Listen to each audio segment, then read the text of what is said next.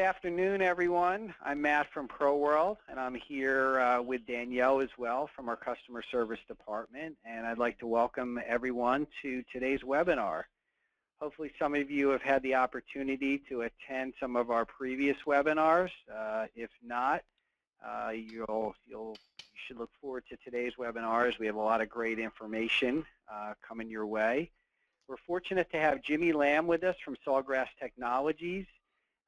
He'll be leading the webinar, and Jimmy will be talking about Sawgrass's Creative Studio, which is a fantastic application for creating designs and graphics on your PC or tablet or smartphone. And you create those graphics and you print them out using Sawgrass's Virtuoso sublimation printers, which we offer here at ProWorld, along with other sublimation products. And one thing to keep in mind, the webinar is probably going to run about a half hour to 45 minutes today. And at the end of the webinar, we will be having a special offer for all the attendees that are on the webinar today. And at the end of the webinar, we'll be announcing an exclusive promotional offer. So you'll want to hang around, stay on the webinar, take notes, whatever you do to learn. You'll want to hang on to the end so you can get all the details on that exclusive promotional offer, and it's a good one. So with that, I'm going to turn it over to Jimmy to begin today's webinar, and thanks for attending. Great. Thanks, Matt. Good to be here. Welcome, everyone. Today we're going to be looking at Creative Studio. And some of you may already have Creative Studio and you're looking to learn a little bit more. Others may be considering getting into sublimation, or maybe even changing existing sublimation, maybe into a new line of printers, whatever. We're going to go through and I'm going to tell you a little bit about how Creative Studio came about and how it works. And then we're going to go play in Creative Studio and actually create a few things along the way. So we call Creative Studio an online designer for sublimation graphics. And the reason we say it's online is, well, because it is. Rather than installing the software on your system, the software is online on a server. And for you, you have your own unique login so that when you go into your Creative Studio, it is unique to you. It's not shared with anyone else. Now, because it's online, the neat thing is you can access it from anywhere that you go. Perhaps you're out in front of a customer somewhere and you want to actually do a little creating with them, then you can take a tablet or maybe a laptop with you. You could even log in from their computer for all that matter and access this and do some things. Now, interestingly enough, a lot of times we tell people do not do graphics in front of the customer, okay? Because if you're working with Photoshop or CorelDRAW or Illustrator, great programs by the way, there's a lot of buttons up there. And first off, if you're like me, I don't even know what half of them do. So that's a danger zone, right? The second is when customers figure out that there's all these variations, they want to see every variation you can come up with, and it could be a little overwhelming. We designed Creative Studio so that it would be easy to use for all. I mean, in theory, it's easy enough that the customer can use it. But we didn't really set it up yet, at least not at this point in time. It's not set up for your customer to use. It's set up only for you to use, okay? We also took a look at existing programs like CorelDRAW and Photoshop and Illustrator, and we found that the average user knew how to manipulate maybe 20% of the program. And the other 80% kind of sat around, and maybe you learned it one day, maybe you didn't. Most of you, if you're like me, you learn just enough to get by when it comes to programs like that. So in designing Creative Studio, we tried to look at that 20% that people use the most and put it into the program, but not to put in everything that you find in programs like Corel, etc. Okay, so this is not meant to compete with those, because those do offer a lot of things that Creative Studio does not. But Creative Studio is really designed to make it easy for you to put together different graphic components in relationship to a specific product so that you can go print it out quickly and easily. So you're able to mix in stock images, uploaded images, graphic elements, text, etc., and quickly create something and go print it out. And we're going to look exactly how that works as we go through this. So Creative Studio is actually part of Virtuoso, and Virtuoso is a fully integrated HD product decorating system for sublimation. It's composed of three components: the Virtuoso inkjet printers, the SG400 and the SG800, the Sublimation HD sublimation ink, which is a brand new sublimation ink that we developed and released this year, and finally the Creative Studio. So there's three pieces. Now, if you were to buy one of the Virtuoso printers, you're going to use the Sublimation HD ink. You don't have to use Creative Studio if you don't want to. I realize some of you're really comfortable with CorelDRAW, things like that. So I just wanted to be clear that there are three parts in this, but you're not forced into using Creative Studio if you don't wish to. But it is included at no charge when you buy into the printer, okay? So just something to keep in mind. Now, those printers, the SG400 and SG800, are the only desktop printers that were built specifically for digital decoration.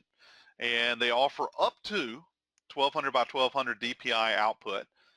You don't have to print at that level, but you can do that level, and that's typically if you're going to do high definition photo quality reproductions, okay? These printers are faster than their predecessor. We built these in conjunction with Ricoh. We worked together on these. If you've been doing sublimation a while, you may be familiar with Ricoh because you probably have a Ricoh printer. This is the next generation, so they look a lot like the older Ricohs, but they were redesigned specifically for sublimation rather than us just adapting ink to the existing printer. So these are a different printer, though they look fairly much the same. Now, the Sublimation HD ink is a brand new ink that we put together specifically for these, and that was the neat thing. We were able to design a printer and ink hand in hand. And with the HD ink, if you take a look at these two images, not always easy to see coming across the internet, but the one on the left was done with a Ricoh using the Sublimation R ink, and the one on the right was used the Sublimation HD ink on a Virtuoso printer. And you can see the colors are a little more brilliant on the right than they are on the left. Now, the Sublimation HD ink is only for the SG400 and SG800. You cannot put Sublimation HD ink into an existing Ricoh printer. Okay, it's not compatible that way. You also get a higher yield. You're actually getting more ink out because of a redesign in the ink delivery system, which is going to lower your imaging costs even lower than you had with the Ricoh. We also see a wider range of color. That's the gamut, the range of color, which has given us that higher vibrancy that you're seeing in those images, and of course more accuracy in the colors. And then finally we have the Creative Studio, which is designed to directly interface with the SG printers and the HD ink. Creative Studio does not work with the older Ricoh printers or with Epson printers, okay? It only works with the SG400 and SG800. It's just the way the technology was designed, okay? So we have color management and printer drivers are all part of this, tying it directly into those printers, okay? And that's always an important aspect, is that interface of color management and printer driver between a printer and the actual software you're working with. So let's look a little deeper at Creative Studio before we go and play. Creative Studio really is the first integrated graphics system created for sublimation. We've been using for years standard graphics programs, nothing wrong with that, but this one was designed specifically for sublimation. And it has 5 key components. We have the designer. We have a stock design library that includes a whole lot of really cool designs.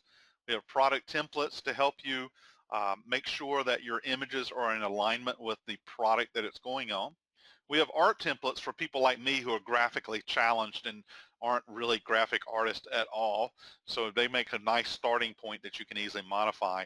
And then we have the print and color manager, which is, again, color management and printer driver put in together that directly links between the Creative Studio system and your local SG400 or SG800 printer. Now, the designer is the workspace. This is where you create everything. And we try to make it as user-friendly as we can, okay? As I was saying earlier, and as Matt had said, you can access this with different types of devices, like tablets and smartphones. You can do it with a PC. You can do it with Macs. We have lots of different ways to actually interface it. And you can use different devices. You're not just limited to one device goes into your designer area. Being that it's online, it's able to work with different operating systems quite easily. So that makes it very flexible for you. Very intuitive tools and functions. You'll see them in operation. In other words, you click on something, you pretty much understand what you're clicking on. It accommodates multiple media sizes, so you'll see paper sizes associated with the different products as we go through. So depending on which printer you're using, which type of paper, you're able to work with that easily. And it's product centric. That's the way I define it. When we build something in Creative Studio, we start with the product and then we work around the product. You know, if you're working in Corel and Photoshop and Illustrator, you're typically working with the artwork and then trying to make it fit the product. Well, here we always start with a product and we build everything to fit that product. Therefore, it is product centric. It includes a very robust stock design library. You're going to find thousands of design elements, and we keep adding more.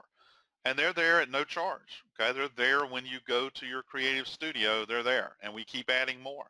We have graphics and photo images. We have monograms. We have all kinds of shapes and backgrounds and borders. We have different, but we have images based around different themes: sports, occupations, cultural, travel, holidays. You know, those types of things. So it gives you lots of variety and lots of subject matter to work with. And then you can actually upload to add your own designs. So, you know, a lot of times somebody wants to add a picture of a person or something into a personalized product. Well, you just upload it and use it, okay? Then it comes with the product templates. Now, if you've been doing sublimation, you probably know that you can download product templates for certain products. For example, Unisub was the first to really offer that. You could go to their website, download them right into your graphics program, and they had the bleed areas and the right size and shape, and they were wonderful for helping you set things up so that you're setting your artwork up to fit, you know, the actual template that or product that you're working with. So it makes it for very easy designing. And of course, when you have the bleeds makes all the difference in the world for setting things up, and you'll see that in operation in just a minute.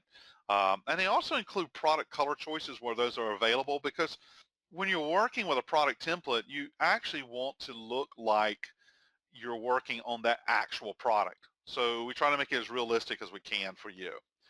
And then finally, they define the image shape and size, because a lot of times you're like, how in the heck do I make this thing fit? Okay, so it's already there for you. And you'll see it forces things to fit. That's kind of cool.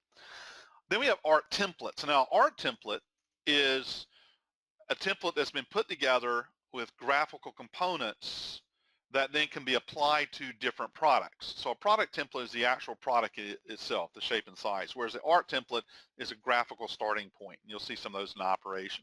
You know, we got hundreds of those already preloaded too, based around different subject matter, different types of substrates, you know, everything you can imagine in there. And because you can easily modify them, they make a great starting point, and then you make the changes you needed to, you know, fit your application. And of course, if you create your own version of a template, you can save that for future use.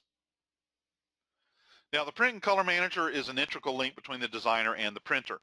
The designer is online, but the printer, of course, is local to where you're operating. So with the Print and Color Manager, first of all, is making sure that we're getting the right color sequences set up through profiling. Okay, so that's already set that up. There's also some recipe settings so that we can make some changes within the output to make sure that we get the best color setting, and we can save those so that we can easily access them again when we run that same job again in the future. The printing comes from the browser and then runs through the Print and Color Manager and then ties into the printer. And multiple printers can actually tie into one designer. So it's pretty flexible how all this works. And let me just kind of show you a diagram just to make it clear, because if you're new to this, sometimes it's not exactly clear how all of this works. As I said, Creative Studio is an online system. So the designer is online, whereas the printer is local.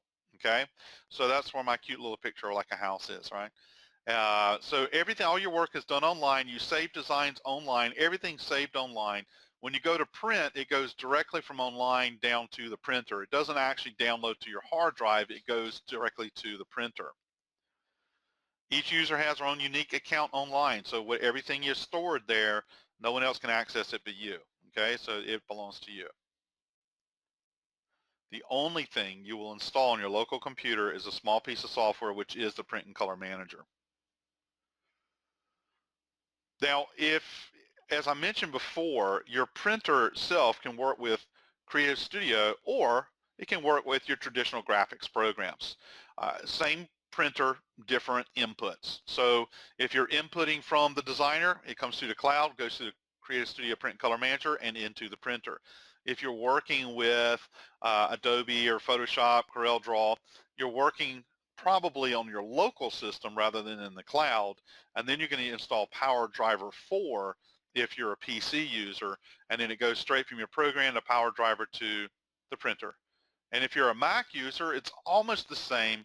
The difference with Mac is if you're using local graphics programs installed on your computer, you're going to use a Mac profile for getting your color management done rather than the PowerDriver, okay? So that's basically how it is set up. The majority of this is online, okay? Well, we're not done yet. That's just my slide there that says, hey, time to change over. So don't go anywhere. I'm going to give me just a minute. The screen is going to change, and then I'm going to bring it back, and we'll take a look online at Creative Studio.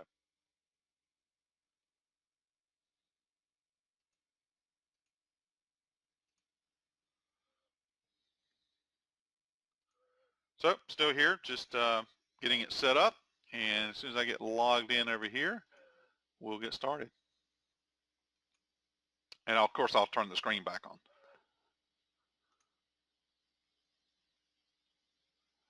Okay, so let's get the screen back here so you can see it.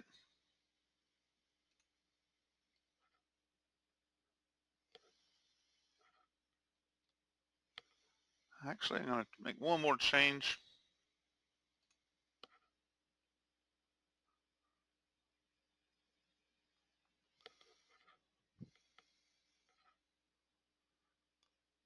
There we are.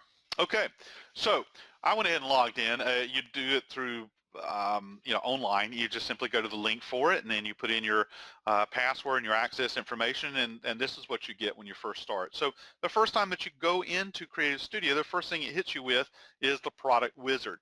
Remember, this is product centric, so the system is saying, what do you want to create? So I'm going to create some things, and we'll see how everything works through that particular creation process. So let's start with something that's fairly, I don't know, generic. We'll create an award plaque of sorts, okay? So let's find out what our product's going to be. We have a drop-down list here. I'm going to go to awards and plaques. Now, I'm going to click next, and when you look here at the list on this drop-down, you can see that we have a lot already loaded in here, and these are real items, okay? And you can see a lot of these are unisub. They have the actual part number there. So we're going to go to this particular one here, the 1007, and click next. And that actually comes in two different colors. It comes with a black edge or a brown edge, okay? And the only reason you need to choose that is just as a visual reference of what the product really looks like. It really won't affect what you're going to do setting it up, but when you look at it on the screen when you're finished, it looks very realistic if you've chosen the right product edge color. I'm going to go with the brown one here and click next here. Now it's saying, how do you want to orient this? Do you want it to be horizontal or do you want it to be vertical? We're going to work with a vertical. And then finally ask you what paper size. This is a program that's used around the world, so yes, you'll see things like A4, which is European paper sizes, and other countries. In this country, we're using letter vertical would be the ideal paper, so that's what I chose. And I'm going to start the designer. So you can see it brings the plaque onto the screen. Now, if you look closely on this, there is a little black column going all the way around just inside the brown. And that is our bleed area. We normally make our graphics slightly larger than the printable area of the substrate, and this is showing us where that is. It's saying make your graphic go all the way to the outer edge of that black column all the way around. The part that will end up on the substrate is the white area, but we normally make the artwork slightly larger so we have a bit of an overlap off the edges, okay? You'll see that more clearly on some of the other products I do. On this particular one, it's a little hard to see, being that it's black against a brown background, okay? All right, so using this, And while you can actually see the top toolbar, let me just introduce you to that real quick. We have our tools, our product, and so this is another way we can choose our product. Templates references art templates. An image represents our stock designs or any images that you've uploaded. Text is for basically adding text, okay? Clear, pretty self-explanatory there. Undo and redo, and then object. And you'll see that when we put things together, they're composed of objects, and you can manipulate certain parts of certain objects, okay, within reason. It really depends on how it was kind of put together, but you'll see what I'm talking about as we go, okay? All right, so I'm going to start with an art template. I mean, you could just start with an image. If you had an image you want to put on there, you could. You want to start with text, you could. But I typically start with a template because I think we end up with something that looks a little more professional, okay? So let's go with templates and click the drop down, and I'm going to go with awards and plaques. And in the awards and plaques, I think I'm going to choose, so you can see we got lots of different templates here, and you can modify them once you put them in. I'm going to go with the school team plaque vertical. So you see that it comes in and pretty much fits the area. It's actually just missing out a little bit on the edges, so I'm going to expand it just slightly. And we have a button up here that's called Select All. And when you hit Select All, it selects all the objects as one unit because this template is made up of multiple objects. You see where I can click on different things. Those are the individual objects within this design. What I want to do is slightly enlarge the entire thing to go into that bleed area. Okay, so I'm going to go to select all, and it selects everything, and then I'm just going to click and drag on the corner and stretch it out so it goes all the way across that little black area. Okay, and you can see the black area is still all the way around. Okay, so what's going to end up once we print this, it's going to print to the edge of the bleed, but what's going to end up on the substrate is everything that's inside of that little bleed area. So you saw there, I was able to enlarge something just by clicking on the corners and dragging. You can also use buttons like here is for enlarge over on the right hand side if you follow my mouse, and this one is to reduce. So you can do clicks if you prefer clicks, or you can do click and drag if that's what you prefer. Everybody has their different preferences on how to do things, okay? All right, so we got this started, and perhaps this is for a soccer team. So already football is a problem, right? Well, it's not, depending on what country you live in, right? But if you're in the U.S., you probably want soccer if it's a soccer team. So what I'm going to do is I'm just going to click on where it says football, and you can see it's highlighted over here in my object list, and I'm going to change it to say soccer. And that 6 is in there for a reason. The 6 is telling it to be a tail script of a certain length. So here's what's going to happen is I'm going to change that to soccer, and you can see that soccer is a little short for the tail. So I'm going to change the tail length by changing that number on the end. And there we go. So this is for the soccer team, as I said. So we got soccer in there. This one is designed to have a picture. And so I'm going to click on the picture area, and you see over here where it says photo replace. So we're going to replace that with a picture. And I already happen to have a picture uploaded in my system, and it's right here. And I'm going to choose the particular guy here, and I'm going to bring him in, and he replaced that area. Now, maybe he's the MVP, maybe he is the coach. You see this is special thanks to our coach, but maybe he's the MVP, so we want to change the lettering. Where it says 2-hour coach, I clicked on it. I'll come over here in the object list. I can see that text, and I'm going to change that to say 2-hour MVP. Okay, let's do that. And click OK, and it will change. It stays with the same text, but it did change, which is kind of hard to read MVP there, isn't it? We could certainly change the text font if we needed to. Here maybe is where we put his name, where it says Lorem Ipsum. So I just selected that, and I'm going to change his name to be John Smith. Boy, how original is that, right? And click that in there, and there it is. Do you want to add more things here? You certainly could. You can add more images. You can add more text. You can take stuff away. You can make certain parts bigger or smaller. Maybe I want soccer to be larger, so I'm just going to select it and just drag out the sides and make it larger. Okay, a little bit more emphasis there. Maybe I wanted this to be a different text, a special thanks to our MVP. It's a little hard to read. So text is considered an object, so I'm going to click on object and go down to where it says text font. And in the text font, I'm going to choose maybe this one here at the top of the list. It always uses the word sample list, sample text, and I'm going to choose it, and it changed it over to that, which I don't like, okay? But we did make the change. So if we didn't like the change, we could certainly do undo and go back to where we were. So my point in all of this is we have very intuitive tools, and we have multiple objects in here, and by clicking on objects we can work with them to some degree. For example, maybe changing the color. So I clicked on the tiger. Now when you click on an object, if you come over here and look at the bottom, if it has colors that can be changed, they're listed right here. And just to make it so you can clearly see what I'm doing, I'm going to change the color of the tongue on the tiger to maybe yellow, and you see just that part changed. Okay, I cannot go in and select individual pieces of the tiger and like remove them, resize them, or anything like that. But if each within each grouping of elements, I typically have colors that I can change. So I can resize the tiger. In this case, I can change the color. I can also rotate them. I have rotational keys here if I want to use that. I can also flip him if I want to do that. I can flip horizontally. I can flip vertically. So there's some different things I can do with him, but I can't change the individual components that make up that tiger. I can only change him as a whole and change colors within him, okay? Now here's one of the stock images that came with the system.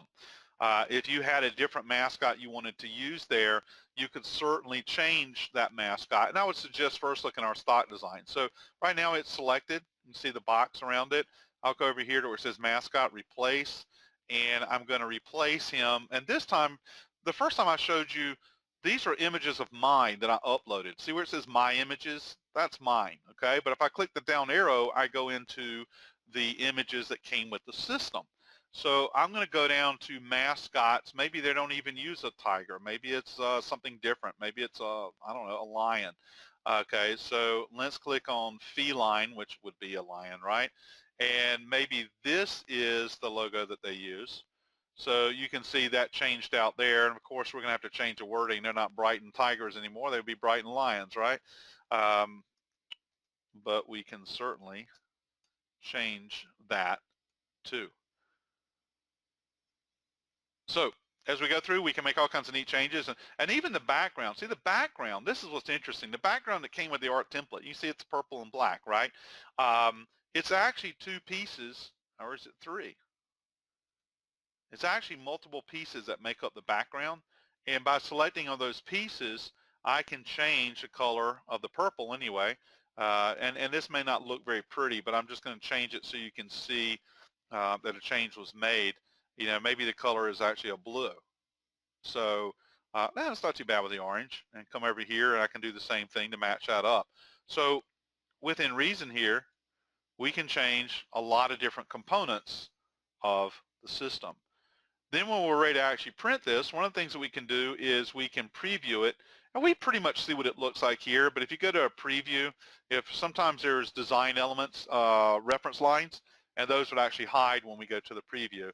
So the preview is supposed to show you what it would actually look like on that true plaque when it was finished. Once we're done with that, we would actually go to print it. And to print something, you first have to save it before you can print it. So you always start with the save function, and then you're going to give it a name, and we'll call it Lions. And I don't want to save it as a template. I could if I wished. And it's a little slow here because I'm also running a webinar, so I'm just like really consuming bandwidth. So some of the things will be a little slow here, slower than normal, because the fact that this is also taking care of, like I said, the entire webinar. Okay, so this is where I would print it. Now I could print later. So if I just went to my customer, we created something, he approved it, and I saved it. It saved it in my online file. I can go back there later. We have an admin function up here in the right-hand corner where your name is and take you to the admin. I can print it anytime later. If I wanted to print right now, I would click here to print, and it's going to send it down from the cloud down to my system, and it's going to activate what's called my print and color manager. So once it goes into the print and color manager, then we're ready to print it locally.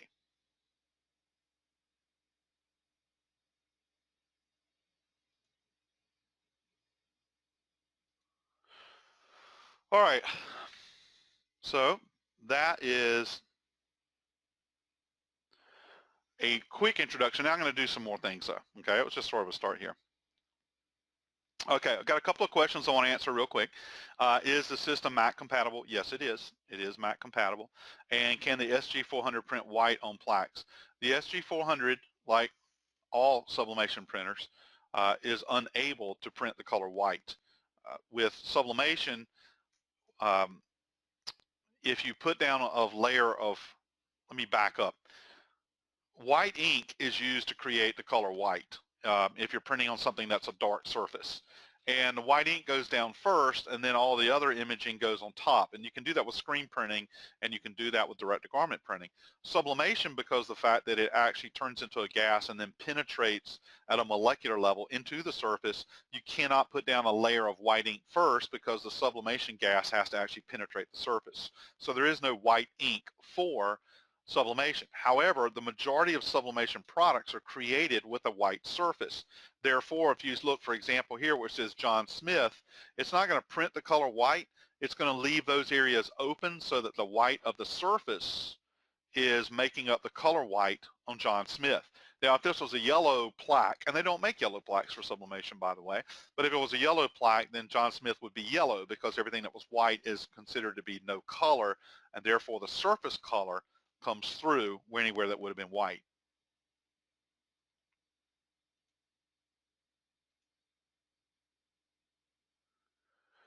Another question here, can vectors be uploaded and changed like the stock graphics? Not currently. Currently, the only thing you can upload is a bitmap or raster image. However, this program is progressing.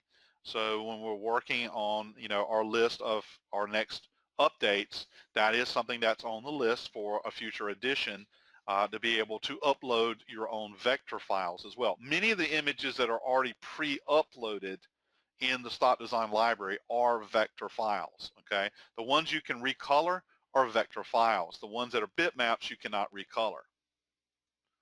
All right, so let's make something totally different. We can get rid of this. We'll hit the clear key, and this will clear everything here. And the next product I'm going to do, I'm going to go to more of a holiday theme here, and I'm going to create an ornament. So I'm going to go to product, and I'm going to choose a different product. We can go to our drop-down list, and we'll scroll down and look for ornaments. You see there's a lot of products in this list, okay? And these are all real products. Now this particular ornament that I'm going to use, I think is really cool. And here, this glass ball ornament. So this one recommends your paper. I mean, you could print this if you wanted on like an 8.5 by 11, but I mean, the idea is why waste the paper? If you're just going to print one of these, you can actually print it on smaller paper because you can buy paper like this phone cover size that's, as you can see, 3.5 by 6 inches. So it's assuming using that paper, and I'm going to click that, and I'm going to bring this in. And here's the ornament. Now this one, you can see that bleed area better. So this is a better example of how bleeds work as you're getting ready to see. Now for this particular one, usually on an ornament like this, you're doing personalization. So you want to upload a picture of somebody or something, right?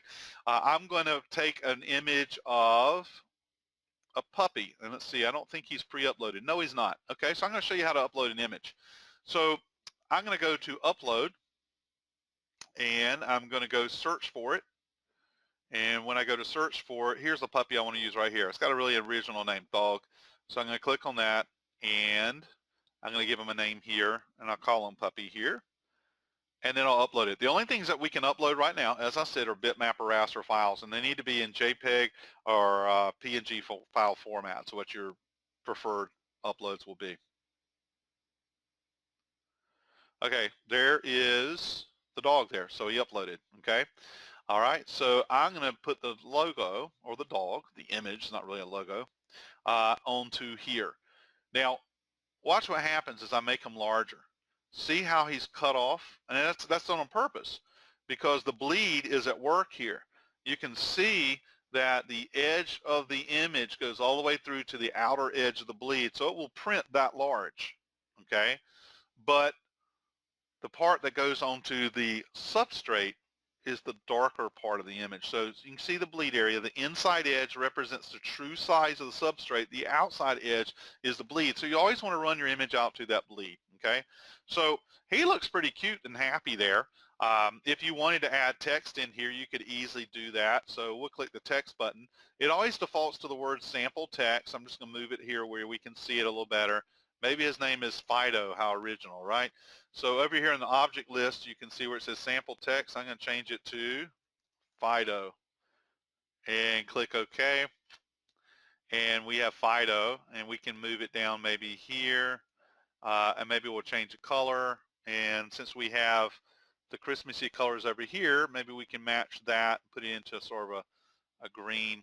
A little hard to read. Let's go with a different font. So I'll go to Object and Text Fonts, and I'm going to use this particular one because it's bolder. I happen to know because I use it a lot. So now I need to move it around a little bit. Now a lot of times I will add an outline around it because it makes the text a little easier to read. So I'm going to go back to Object, and I'm going to go to Text Outline, and I'm going to give it a size. I'm going to use maybe a 4. I'm going to use the color black, put it behind the fill. And see, it actually makes it a little bit easier to read. So, I mean, I could certainly add that in or not. You know, it's totally up to what I want to do. You know, we can do our little preview. And when we do our preview, you know, that's the idea of what it would look like. So then we would be ready to go and print that.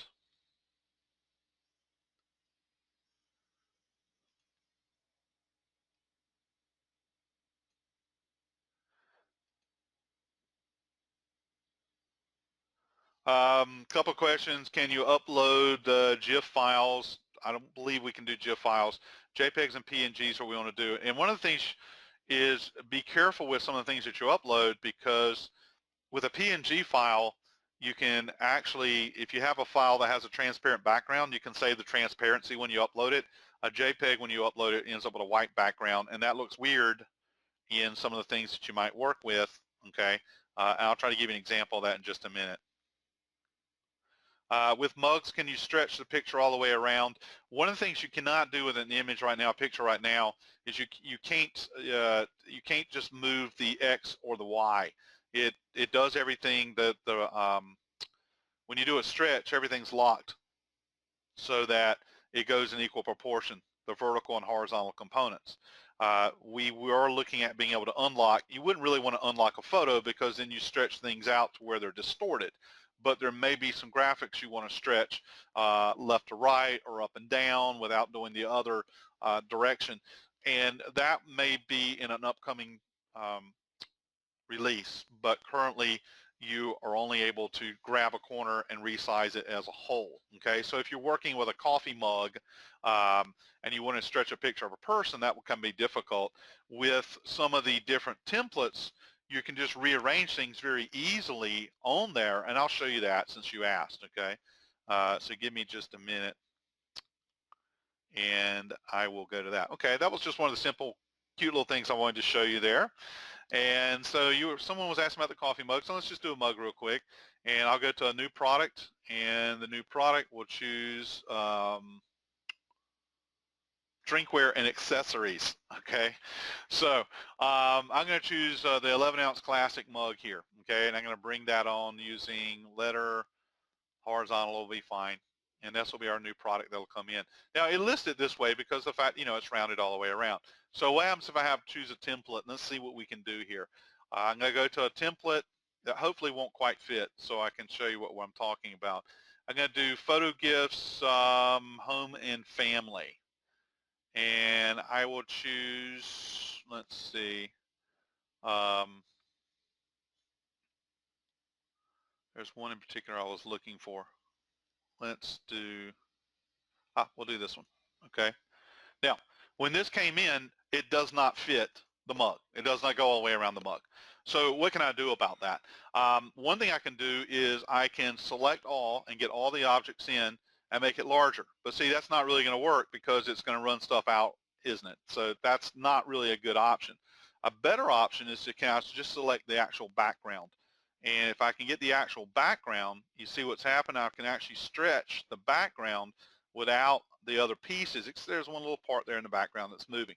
But I actually just stretched out the background, and now I can start rearranging these different pieces and even resizing them if I need to, to work with the new space that's involved here. So if it's clickable, I can click on it and move it around. So I'm going to move that text over here and this text over here. Actually, maybe make it a little bit easier to see. The same thing here. So when I'm working within a template, I can actually take the different components and move them around. I can take this part too that's meant to be a picture, and I made the frame a little bit larger, and I can make the picture in the background larger. We can actually move this over here if we think it's even more readable. So when I'm working with a template, when something doesn't quite fit, I start rearranging it to try and fit that way. Does this program offer the use of hotkeys? Not currently. There's a couple of keyboards on your keyboard that'll work, but most of it is, because of the fact it's online, is driven in more of a point and click type of thing. I'm just reading questions, by the way. I'm still here. Can items be pasted in from the web? You can't paste in. You have to upload the image because it goes into an image library, and then you pull it out of the image library. Is there a ruler? There's not a ruler, but if you're working with, that's why we're using product-centric things. So you're choosing a real product and then you're putting it on. Now, if you're not using, say, a real product, let me switch real quick to what we call a blank canvas. And a blank canvas is not a product, obviously. Let's say we're going to use US letter 8.5 by 11. So I'm going to go to that. Now, the blank canvases do offer grids.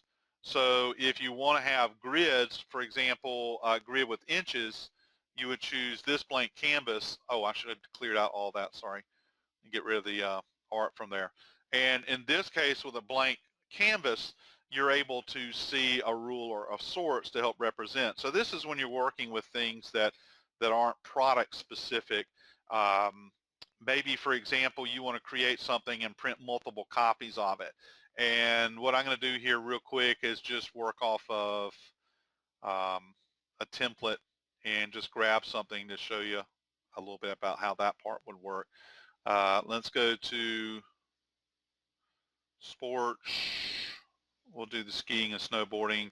I'm going to choose this one here, which is probably going to be huge when it comes in, but that's not a problem as soon as it comes in. It is a pretty big file. That one's designed to actually work on a t-shirt, so it's a pretty large file. Okay, I'm going to select all, and then I'm going to reduce it down. So maybe I was putting this on something that's not shirts, and I wanted to put it in here and set it up for an exact size. Now, it's very slow coming across to you guys because, as I said, the bandwidth that I'm swallowing up by running a webinar off my system really slows my system down.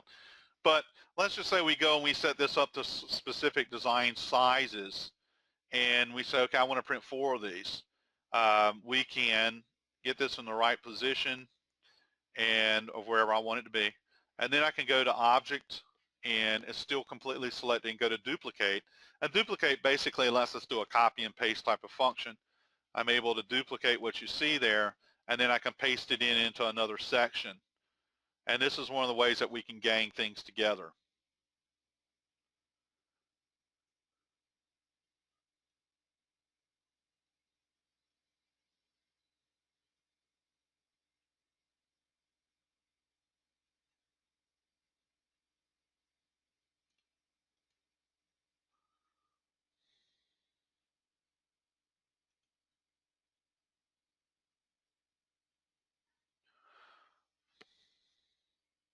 Is there any kind of quality check on uploaded images, a minimum DPI? Well, I mean, when you talk about sublimation, the ideal DPI that you're looking at for sublimation is about 300 DPI.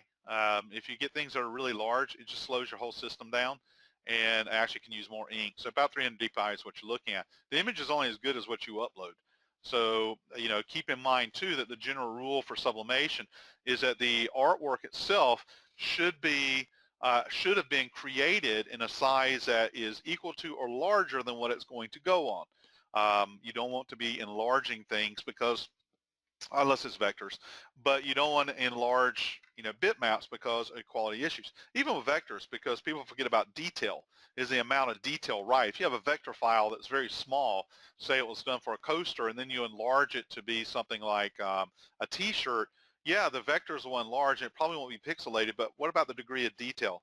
A lot of times you make something really big, you're losing the degree of detail and you don't get quite what you want. One of the things I do like to emphasize is um, that this was not meant to be a substitute to CorelDRAW or Photoshop. Because we've asked people who've used it, say, hey, tell us some things you want to see, and they'll send us the whole feature list for those other programs. And it's not meant to be that. This is meant to help you set up things to go out and sublimate quickly and easily, product centric. That's really what we want it to be.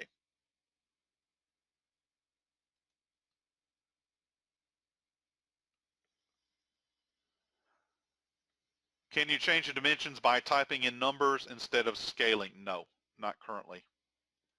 Okay, I want to show you one more thing real quick, and because I know we've gone past that window I was looking at, but it's great. You guys are asking lots of good questions, and I just want to show you something else, because each time I show you something, I try to show you something a little different in the process. So let's clear all the artwork out, and that's gone. And this time I'm going to go to a coaster. So I'm going to go to coaster out of my list, and I'm going to use this sandstone coaster down here, and I'm going to use letter vertical paper. I'll be fine with that. And in this particular one, what I'm going to do is I'm first going to just put in an image from our stock design collection.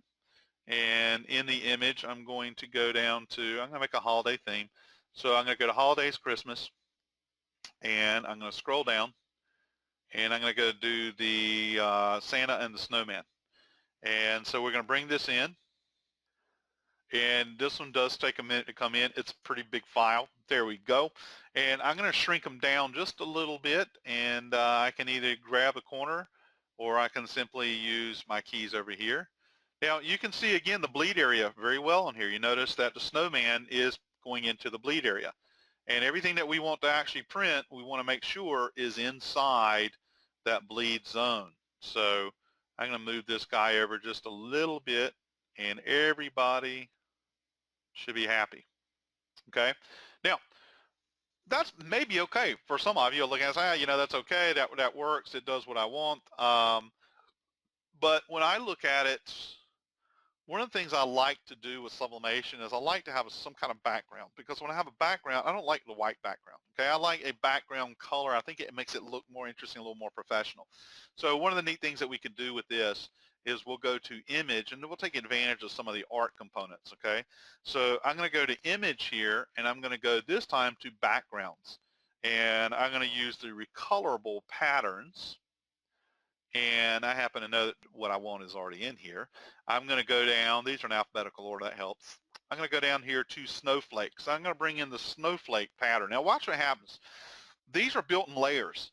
The first layer was that graphic that you see right there. When I'm pulling in another graphic, it's going to layer it right smack on top of it. So when it puts it on top of it, it's going to block what's behind it. So I'm doing this on purpose to show you that. And I happen to know from doing this one a little bit earlier with a webinar running as a test that it took a while for it to bring up, okay? So just bear with me. Again, as I said, I'm just really consuming bandwidth by running a webinar at the exact same time as trying to run Creative Studio. We don't normally do that, in our everyday life. Trust me, it's calculating. It'll get there. So I'll do small talk while we're doing that, okay? Is there a projected date when a customer-oriented version of this software will be available? No. Really? There we go. Okay. Took just a minute. All right. No, there is not a projected date. That is in the works. We have a big wish list, and I only can tell you that we're working on phase 2, but I don't know everything that's going to be in phase 2. All right. So you see the snowflakes now are on top of the other. So you can see that right here. Snowflakes is on top. Christmas snowman is on bottom if you look at our object list. So how do I fix that? I'm going to go to object, and I'm going to go to move down. So move down means that I'm going to bring that image there down underneath the other one. So when I go to move down, watch what happens. Here we go. It moved it down, so now I have a background on my coaster to Santa and the snowman. So layering is a function that we do have in here to move things around there on the screen. And if I wanted to change the color of the, you know, with the snowflakes here, I could make the snowflakes any color I wanted, and that blue a different color if I needed to. But I'm just going to leave it right there. Okay, so that concludes what I wanted to show you today. Great questions you've had here. You may have additional questions later. That's quite all right. Contact us. We will be glad to help you. In fact, our support for Creative Studio is 24/7. Because Creative Studio is a product that's used worldwide. So there's so many different time zones. Creative Studio does have its own separate tech support, and that does run 24/7. And you can find that on the website. So keep that in mind. Okay, Danielle, I can see that you're with us, and I'll let you jump in while I look at a couple of these other questions that have rolled in. Okay, great. Hi, everybody. Thank you so much to Jimmy and for everyone joining us today. Before I give you, though, the exclusive promotion code, I also wanted to let you know about our open house that we'll be having for anybody here in the Philly area that would like to join us. It will be on February 6th. So look out for more details regarding this and, you know, for upcoming emails to come to that event. Okay, so as promised, your exclusive coupon code is webinar10. You can use this code at checkout, and you'll receive 10% off any sublimation order of $79 or more. And that can include the Virtuoso printer, the inks, the paper, any sublimation blank, like mugs, ornaments, photo panels, tiles. We have a whole category of sublimation blanks for you. The coupon will be valid from today through Monday. And make sure you also take advantage of our free shipping offer that we have through the month of December. So that's valid for any order over $99 or more. Okay, in case you missed the coupon, it is webinar10, all caps, WEBINAR, and then the number 10. And thanks again. If you have any questions, like Jimmy mentioned, just feel free to give us a call or send an email. We're always here to help you out. All right, Jimmy, you can go back to questions now. Okay, actually I was typing in a private message to someone who asked a question, and actually I'm going to send him one other thing real quick. So any other questions, go ahead and type them in and I'll jump on them. So the only way to print multiple images is to bring it back to the blank canvas. No, there's a couple other tricks. We actually have videos on our website for lots of, we have actually 94 different videos on the website for Creative Studio because we tried to make them in short little snippets for anything that you can ask. And there are several different ways to gang multiple images together. We will be improving it in a future version. It isn't just about using blank template. Blank template is a good way to get things set up that way. There's also more and more of our product templates now are being set up that way. So let me just show you what I mean by that real quick. I'll clear this out. We have a full-time graphics person who works on putting all these things together. So let's take a quick look at something like, we'll go back to coasters, and I'm going to go with this round coaster. And this particular one, for example, says tile times 2. So with that particular coaster, if you went to the tile times 2, you're able to set up 2 at the same time to be able to print out on, say, an 8.5 by 11 sheet of paper. So more and more of the products are being set up where you take that individual one and you do it a times 2 or a times 4, and you choose that selection, and then you set it up that way. Okay. There's also something called Unisub templates. And again, let's go back to our jigs, excuse me. We'll go back to our products and we'll go down to where it says Unisub production jigs. And there's a lot of things where Unisub does make a production jig that you can buy. You don't have to use it. But if you're using that particular production jig, we may be one existing here for the product you want to work with. Let's see what's on this one. Okay, so this one was for square coasters for 13 by 19 paper. So there are some things in there that you can set up that way, and it is one of the changes that will come along in future versions to be able to do this on a simpler way. Is this compatible with other printers such as Epson? No, it's only compatible with the SG400 and the SG800 Virtuoso printers. Can sublimation be done on colored shirts? Yes, but you got to be careful. Sublimation ink is considered transparent, so the background color, being the shirt color, will affect the image color. So when you go to put it on, say, a yellow shirt, it's going to look different than if it was on a white shirt. You also really can't do dark shirts because you need the sublimation must always be darker than the background color. So plenty of sublimation is done on lighter colors, yellows and pinks and light blues and things of that nature, but you may have to manipulate your artwork so the colors come out the right way. Plus the fact you cannot print the color white, so if you need the white color in a logo on a colored shirt, that's not going to happen. Okay, well, I'm going to wrap it there. Appreciate everybody coming out, and hope this got you some information. If you have more questions, you can contact Sawgrass. You can contact Pro World. I mean, we're all here to help you out, to help make the right decision. So I appreciate the opportunity to be here today and look forward to talking to you some more in the future. Thanks.